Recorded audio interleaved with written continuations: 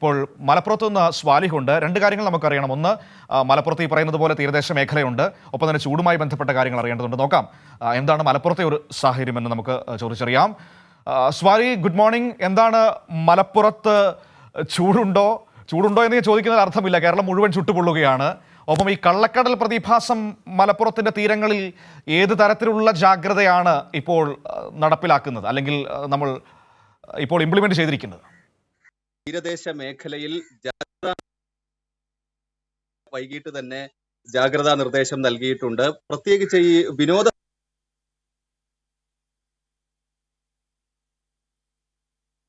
എന്തുപറ്റി സ്വാലി? വേണ്ട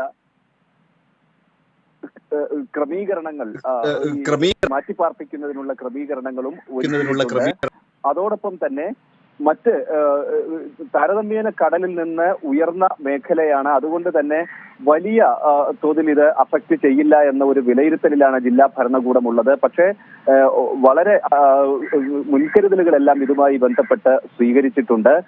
പ്രത്യേകിച്ച് ഈ വലിയ തിരമാലകൾ ഉണ്ടാവുകയാണെങ്കിൽ ഈ വള്ളങ്ങളെല്ലാം കേടുപാട് സംഭവിക്കാനുള്ള സാധ്യതയുണ്ട്.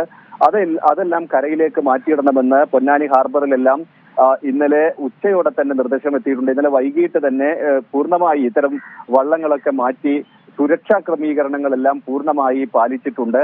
അടിയന്തര സാഹചര്യം ഉണ്ടെങ്കിൽ നിർദ്ദേശങ്ങൾ വരികയാണെങ്കിൽ മാറി താമസിക്കാൻ തയ്യാറാവണമെന്ന് മുഴുവൻ ഈ പ്രദേശത്തുള്ള തീരദേശവാസികൾക്ക് അറിയിപ്പ് നൽകിയിട്ടുണ്ട്.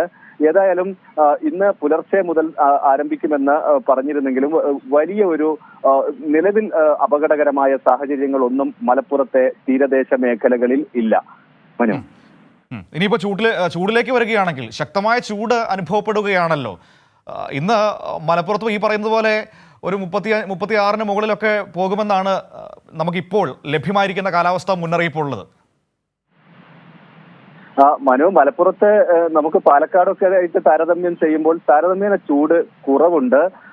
ഏതാണ്ട് 40 ഡിഗ്രിക്ക് മുകളിലൊന്നും മലപ്പുറത്ത് ഇതുവരെ എത്തിയിട്ടില്ല. പക്ഷേ ഇത്തവണ വേനൽ മഴ തീരെ ലഭിച്ചില്ല എന്നതാണ്. ഒരു മഴ പോലും ലഭിക്കാത്ത സ്ഥലങ്ങൾ മലപ്പുറം ജില്ലയിലെ പ്രത്യേകിച്ച് നഗരമേഖലകളിലെല്ലാം തന്നെ ഉണ്ട്.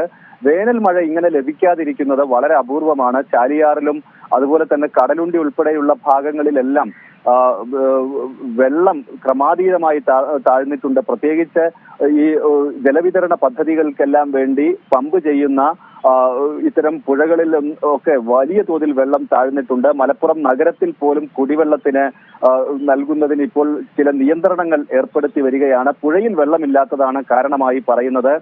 കനത്ത ചൂട് ഉണ്ട്. അതേസമയം തന്നെ മലയോര മേഖലയിൽ ഇടയ്ക്ക് ഓരോ മഴയൊക്കെ ലഭിച്ചിരുന്നു. പക്ഷെ ഇതൊന്നും ചൂടിന് വലിയ കുറവ് ഉണ്ടാക്കിയിട്ടില്ല. പ്രത്യേകിച്ച് വലിയ ബുദ്ധിമുട്ടുണ്ടാക്കുന്നത് ഈ പുഴകളിലെ വെള്ളം വലിയ തോതിൽ താഴ്ന്നിട്ടുണ്ട്. പ്രത്യേകിച്ച് ഭാരതപ്പുഴയൊക്കെ ഒഴുക്ക് പൂർണ്ണമായി നിലച്ചിട്ടുണ്ട്. കടലുണ്ടി പുഴയുടെ ഒഴുക്ക് നിലച്ചിട്ടുണ്ട്.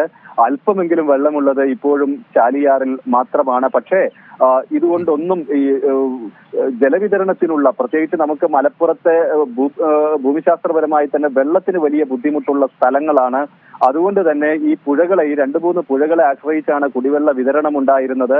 പക്ഷേ ഈ വെള്ളം ഇത്ര വലിയ തോതിൽ കുറഞ്ഞത് വലിയ ആശങ്കയുണ്ടാക്കുന്നുണ്ട്. സ്വാഭാവികമായും ഇനിയും 15 ദിവസമൊക്കെ മഴ വൈകുന്ന സാഹചര്യം ഉണ്ടായാൽ മലപ്പുറം വലിയ ബുദ്ധിമുട്ടിലേക്ക് പോകും.